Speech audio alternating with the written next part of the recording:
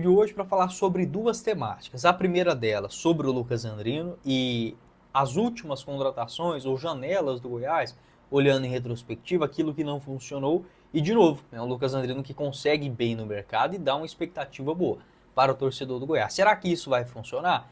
Em segundo plano, eu quero falar sobre a escalação, sobre como ficaria esse time do Goiás com a chegada agora do Wellington Rato. Vamos falar inicialmente sobre as contratações. E assim, é uma coisa que eu vejo, e não é só o torcedor do Goiás, tá? É do brasileiro em geral, de colocar as coisas em perspectiva.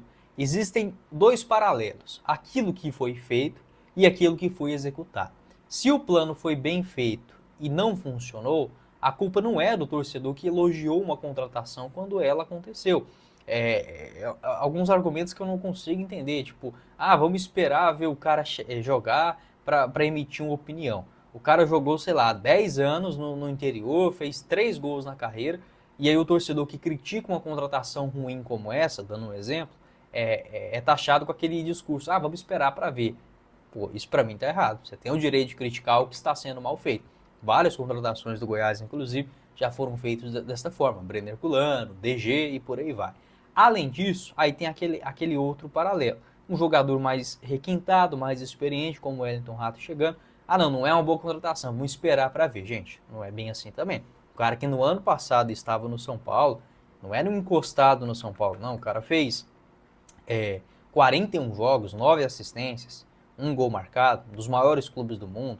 Não tem como falar que uma contratação depois de 6 meses não seria uma boa. Claro que é uma boa contratação, mas pode não dar certo. Só que quando o torcedor do Goiás ele olha para trás, ele vê também algumas janelas de transferências onde as coisas não funcionaram na prática, como por exemplo o time do ano passado e até mesmo o início de ano do Goiás nessa temporada com algumas boas contratações. Olhando agora recentemente, eu não acho que o time que o Goiás formou para o Campeonato Goiano foi bom. Tá? Eu acho que as contratações iniciais elas deram essa sensação. Por quê? Porque de fato o Goiás contratou bons jogadores. Volto a repetir, a gente não pode tapar o sol com a peneira. Lá em dezembro, tá? Até quando o Goiás anuncia o Wesley Garcia, que foi no dia 27 de dezembro, para mim foi o auge. Por quê? O Goiás, naquele momento na temporada, ele já tinha bons jogadores, como o Juninho no meio de campo, o Wesley Garcia para ser essa referência no ataque.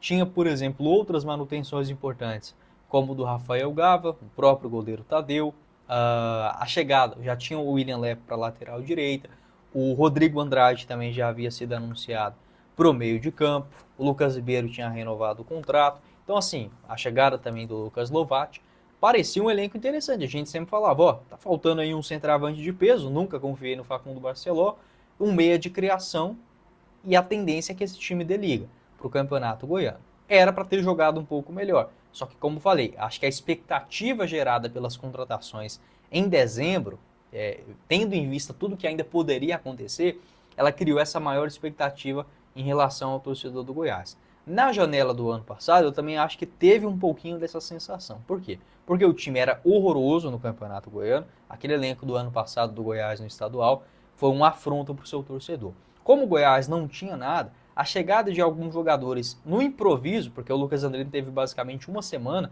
para montar o time, ela já deu outra cara. A chegada, por exemplo, de nomes de peso, como o Thiago Galhardo, chegou também o Edu, né, na janela da metade do ano também. Quem mais? Aquela inicial ali, teve o Regis, teve o Wellington Matheus também, chegou naquela janela. Quem mais? O Marcão também, volante. Enfim, deu uma cara diferente para o Goiás, mas nunca o Lucas Andrino teve um ano completo para ser feito. E nessa temporada eu acho que isso aconteceu. Porque o Goiás ele soma alguns bons jogadores do estadual, juntamente com essa janela agora pós-Série B, que foi muito boa. Né? Se a gente pega as chegadas, para mim tem 4 jogadores aqui que eles são muito acima da média. O Wellington Rato, todas as chegadas, né, basicamente dessa pós-Série B. O Anselmo Ramon, o Benítez e o Tite, tá? São todos jogadores para mim de Série A do Campeonato Brasileiro. Então para mim o Lucas Andrino ele conseguiu abraçar esta chance. Se não funcionar daqui para frente, a culpa não é do Andrino, tá?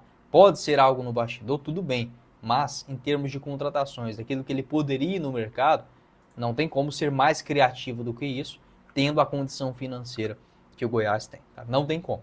Pode mudar o perfil. Você pode até falar assim comigo, olha, Guilherme, eu preferiria trazer, por exemplo, um destaque numa Série B ou na Série C de um jogador de 25 anos do que o Wellington Rato. Tudo bem, acho que são outras filosofias, mas para o momento que o Goiás se encontra na temporada, sem grandes recursos financeiros, o Goiás não está endividado, nada disso, mas não dá para ultrapassar isso. Essa chegada do Wellington Rato é o limite, o Goiás não vai trazer mais ninguém daqui para frente. E na composição do elenco, eu vejo que hoje ficou faltando. Eu traria mais um volante, tá? Não vou mentir para vocês, não. Um primeiro volante para mim para disputar ali com o Marcão seria uma boa. Mas no restante, cara, o Goiás está bem servido em todas as posições. Se tivesse um dinheirinho sobrando, não vou mentir, não. Traria mais um volante e mais um centroavante para ser reserva. Mas, em termos de Série B, esse elenco que o